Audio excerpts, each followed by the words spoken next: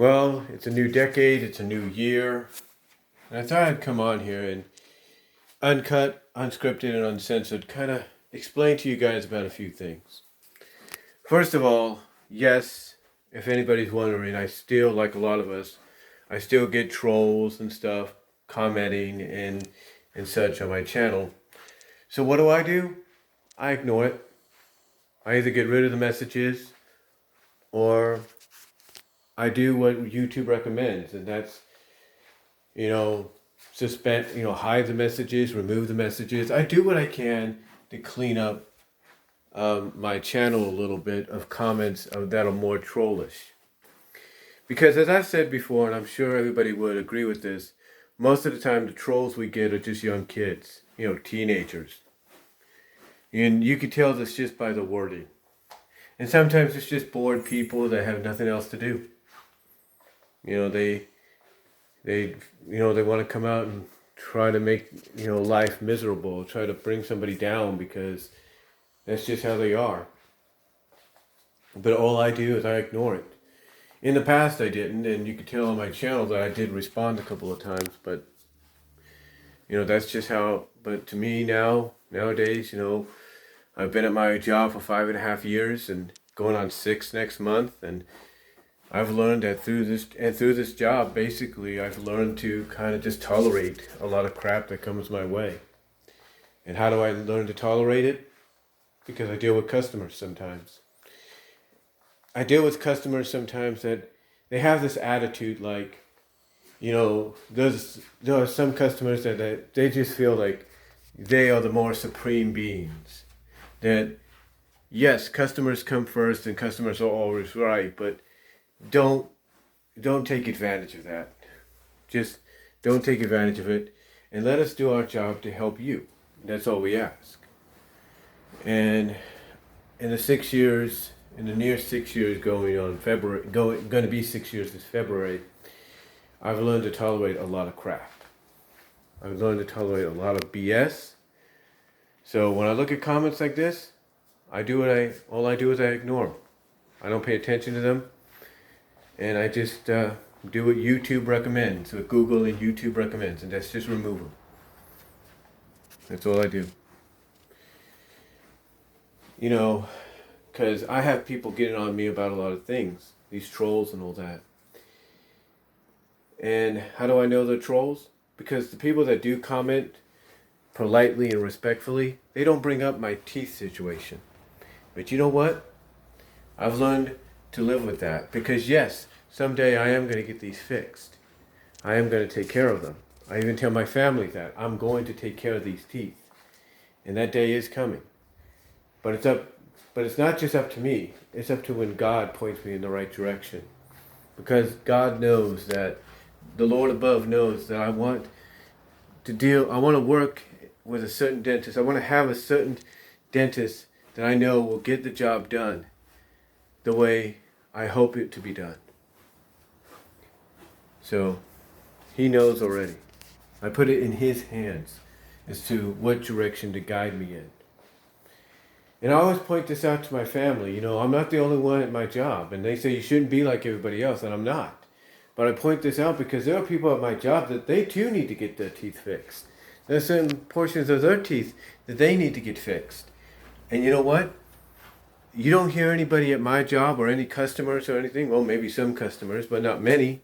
You don't hear many people, associates, employees, if you will, commenting to them about their teeth. Because they know they're going to take care of it. But yeah, it's people like that I look at and I say, you're just being a troll. You're telling me, because the way I know it's a troll is they tell me to shut the F up and work on this. That's a troll. That's a young kid, a young punk, whatever you want to call him. And I know I'm not the only one here on YouTube that deals with that stuff. And like I said, I do exactly what YouTube recommends myself and millions of its users to do. And that's ignore the comments, remove them, report them, whatever. And that's what I do.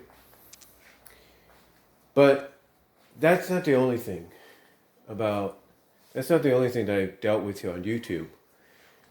The other thing I've dealt with here on YouTube is done in a more respectful way. You see, what I've dealt with also here on YouTube is people coming out and telling me, hey, we enjoy your stuff, we like your videos, but you could, as they would say, benefit from doing this. In fact, one of the more recent comments I got today kind of acknowledged that. They basically said, hey, you could benefit from doing this, and that's reading a line, reading off lines, recording your lines, or reading them off first before you do anything else. And that is true. That is indeed true. And there are several times, if not many times here on my channel, where I actually read off of something that I typed up first and posted at places like, let's say, DeviantArt or Facebook or Twitter or other sites that I used to be and still am a part of. I would actually type up something first, post it, and then do a video. But here's the thing. Here's the thing about my style of doing stuff. Like I say at the beginning of some of my audios and even my audio videos and some of my on-screen videos. And just like I said moments ago with this one.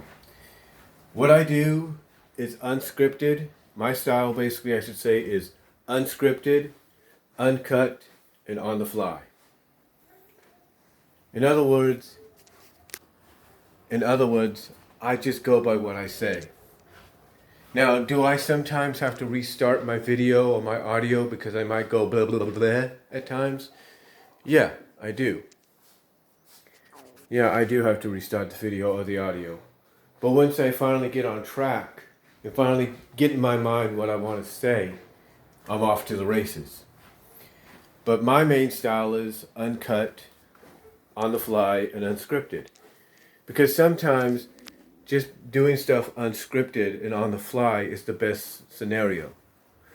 Sometimes doing things uncut is the best scenario because, you're able to just be yourself. You don't have to rely on reading a script or anything that much. You're able to just, relax a little bit and, do what you do best. Just let whatever comes to mind or come to your heart, you just let that out.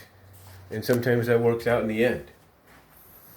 Sometimes you can also prepare yourself mentally of like, okay, I'm going to say this, I'm going to point this out, I'm going to point that out. And you know what? When you utilize that in an unscripted environment, it works.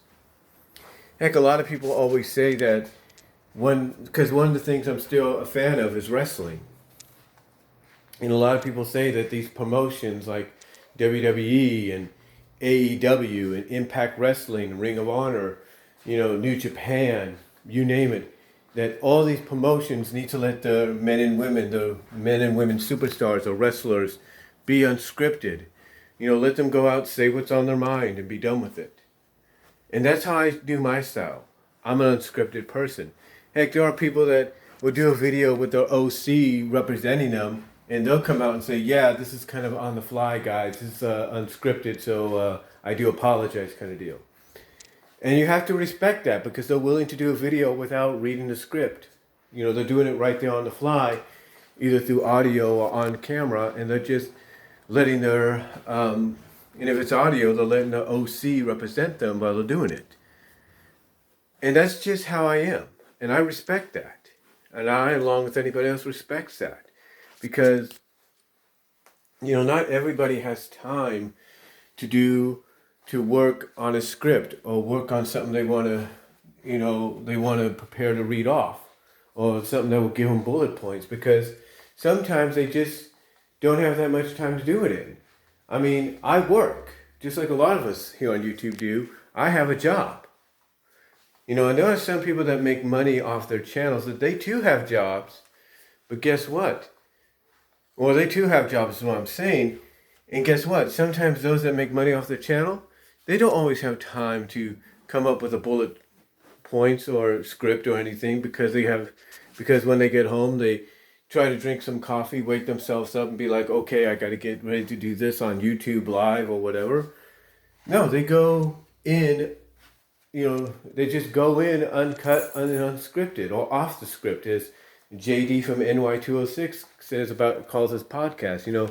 They just go, with the flow. And That's how I am.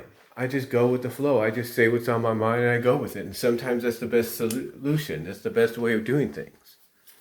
You know, when I do a live stream, sometimes I go for about almost an hour, maybe two, uncut and unscripted, but I have an idea of what I'm going to talk about.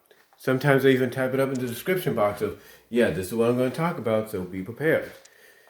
So, and I don't go by bullet points when I go to each topic. Let's say when I do a topics on my mind, what I do is I go unscripted, I go uncut, I go on the fly, and just go from there. The point that I'm getting at, guys, is in the past decade, I've had people suggest these kind of things, suggest to me to do these kind of things. And like I said, there are times that I will type up something, post it on DeviantArt or other places, and then if I feel like it, and most times I do feel like it, I will do it on camera, audio video.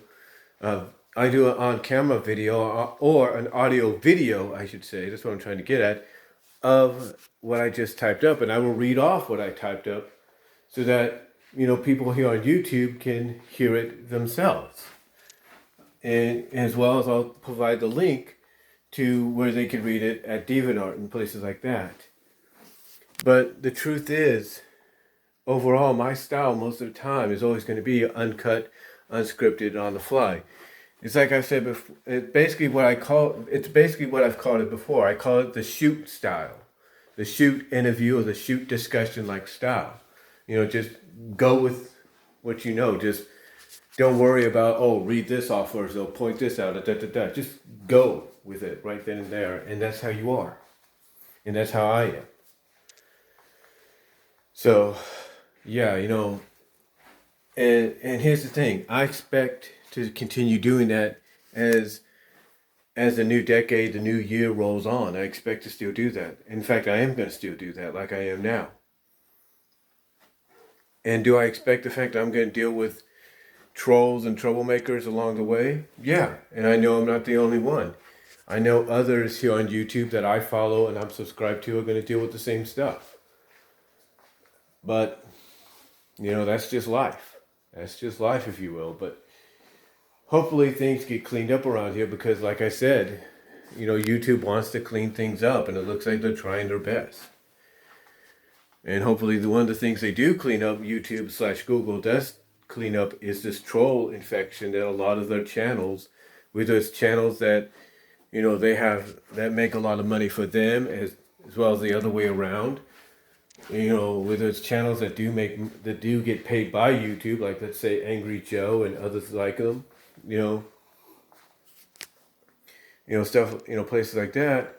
Hopefully they're able to fix any kind of trollish situation that's out there to make sure that YouTube platforms like YouTube/Google and other platforms that are similar to YouTube, like Dailymotion and Vimeo and BitChute and all them, are safe and fun and peaceful for people to go to. Now, here's the thing. This past decade for me has also been a lot about change. I mean, as you could tell, basically, this past October, the end of October, or the end of this past October marks 3 years. 3 years since me and my mom have moved to this house.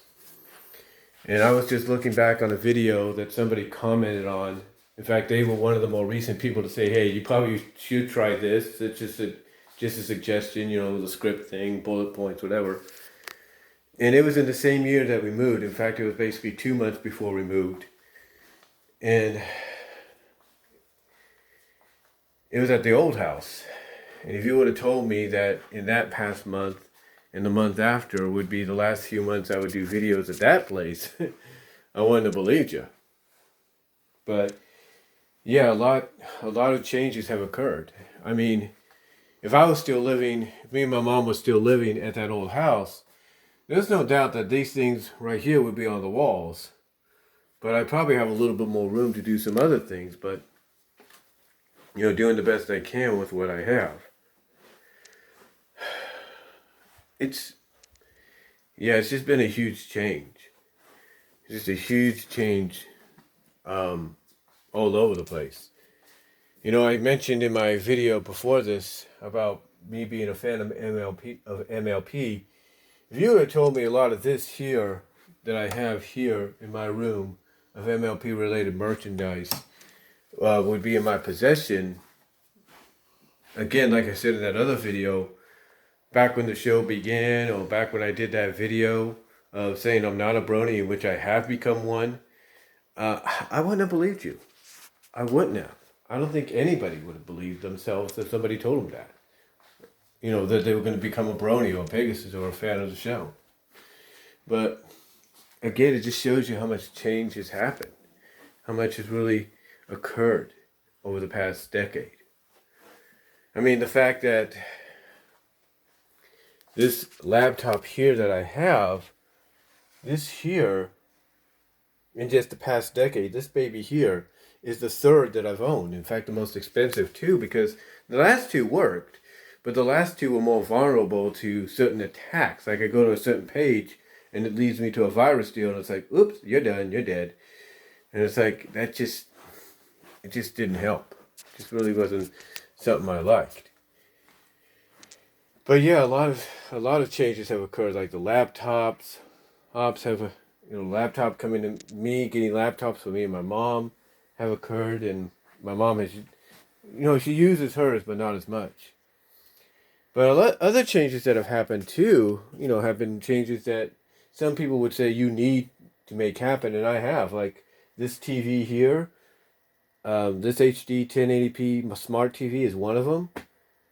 And at first I thought I would have problems with it, but I didn't. Thank God things got worked out. I think what was happening when I first got it was going through what was known as like an update. It was like updating itself, the firmware and everything. So, and I've had that TV now for the past several years. I look at, the TV we have in the living room, and I bought that one too. And here's the thing. If you would have told me and my mom she was going to get a new TV to replace the one she had originally, she wouldn't have believed you. And that's the honest truth. I mean, heck, when we got that freaking TV along with the stand and everything, whew, it's like, whoo-wee kind of deal, It's like, whoo-wee kind of deal, because we had to basically take what we had at the time called an entertainment center. Yeah, we had an entertainment center that used to house the movies we had, the little TV that used to be there, and even everything else. We had to basically give that away because we wouldn't have had room in here. And even if we did, that thing was so freaking heavy, it would have probably gone through the floor. I'm just saying. But yeah, a lot of changes that were good. Like I said, the addition of these TVs. I got one for my mom's room because she needed it because, she didn't have one. Well, she did, but it wasn't going to work too well. And then recently we ended up getting this sucker here, or this thing here, which is actually a monitor, but guess what? It's sold in the TV section, so it's a TV/monitor. And I had to explain to my mom that, yeah, people do that. They will buy monitors for their homes. To act like TVs because they have clearer pictures, and all they have to do is do what we did, and that's just get a sound bar or something that's HDMI compatible and go with that. So it's crazy. So it's crazy to see all these changes happening, to see these additional changes, occurring. And then, of course, with me, video game wise, I got an Xbox One, a PS4, a Switch. I mean, if anybody would have told me I was gonna be in possession of 3 of the current consoles, with the 2 new ones that I'm definitely eyeing, I should say, for the end of the year, financially if I can, and that being the PS5 and the Xbox Series X or whatever it's called. But if anybody would have told me that I would be in possession of 3 of the current consoles, I don't think I would have believed myself. But yet, thank God I have a job, and here I am in possession of them. I mean, heck, within the same decade, I ended up getting the Wii U. Go figure.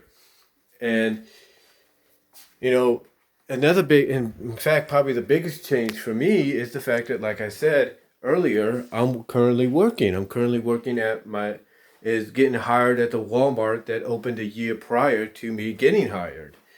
I got hired at Walmart in 2014, and I've been there ever since. I'm going on 6 years next month. Here's the thing when it comes to me and jobs. Sometimes I don't last this long. The longest I've lasted at a job prior was at Burger King, and that was like 3.5 to 4 years almost. But yet here I am now, 6 years into Walmart. And if I add in the 1.5 I had at the Lawrence one, that's almost 8 years with one company. In between the 7 years or so that I wasn't associated with them. Or I was kind of was, but kind of wasn't kind of deal, whatever. But yeah, we've gone through some significant changes, and me working now with Walmart for almost 6 years now is one of them. It's a big, big change. And, I've seen a lot of people come and go at that job, managers and stuff, but still, here I am, with the job 6 years later, just about.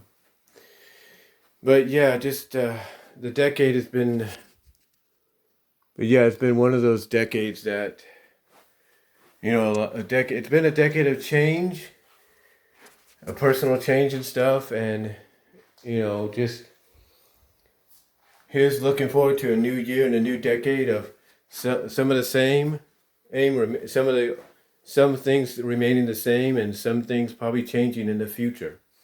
So, just thought I'd come on here, uncut and unscripted, and on the fly, and let you know about, and talk about, I should say, the decade of change that myself and somewhat my family, but mostly myself, have gone through over the past 10 years, over the past 12 years now.